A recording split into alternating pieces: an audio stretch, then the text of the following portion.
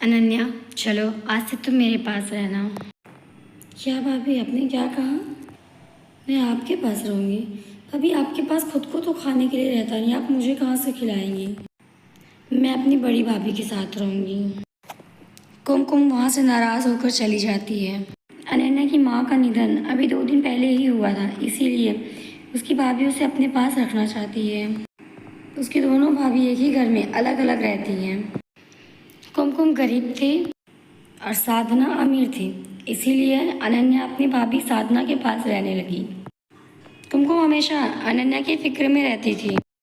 इधर अनन्या मस्त सोफे पर बैठी आराम कर रही थी, अभी उसकी अमीर भाभी उसके पास आती हैं। यूँ कब तक मुफ्त का खाओगी? मैं तुम्हें यहाँ आराम करने के लिए नहीं, काम करने के लिए लाई हूँ।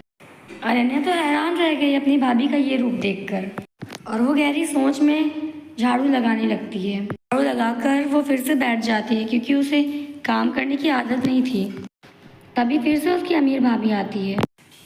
अनन्या, उठो और जाकर खाना बनाओ। पर भाभी, मुझे तो खाना बनाने नहीं आता है। नहीं आता था जब तुम्हारी माँ जिंदा थी, लेकिन अब सब कुछ सीखना पड़ेगा तुम्हें। कुमकुम को हमेशा से अनन्या की फिक्र सताती थी, इसलिए वो अपने दरवाजे के पास खड़ी होकर उसके घर में ताका झाकी करती थी। एक दिन अनन्या के साथ होती ज़्यादती को कुमकुम ने देख लिया। कुमकुम तुरंत साधना के पास आती है। अनन्या, तूने मुझे कभी बताया क्यों नहीं कि तू इतनी तकलीफ में है? अनन्या रोने लगती है। उसकी भाभी उसे गले लगा लेती है। बस अनन्या, अब मैं आ गई हूँ ना, तुम जाओ अपने कमरे में, मैं अभी आती हूँ। अनन्या अपने कमरे में चली जाती है।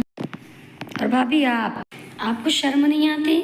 अभी अनन्या की माँ को गुजरे हुए हफ्ते भर भी नहीं हुए कि आपने अपना रवैया दिखा दिया। भाभी, अगर इसी जगह आपकी बहन होती तो क्या आप ऐसा करती है अनन्या के साथ? चुप क्यों है, नहीं करती ना आप ऐसा? क्यों? क्योंकि वो आपकी खुद की बहन होती और ये आपके पति की बहन है। आप जैसी औरतों की वजह से आज देश की हर भाभियाँ बदनाम हैं कि भाभियाँ बुरी होती हैं, पर हर भाभी बुरी नहीं होती। कुछ ढीठ भाभियाँ हो जाती हैं जो आपकी तरह रहती हैं। साधना को अपनी गलती का एहसास होता है और साधना अपनी ननंद को दिल से अपना लेती है। दोस्तों, आप अपनी बहन की तरह अपने पति की बहन की भी इज्जत करें।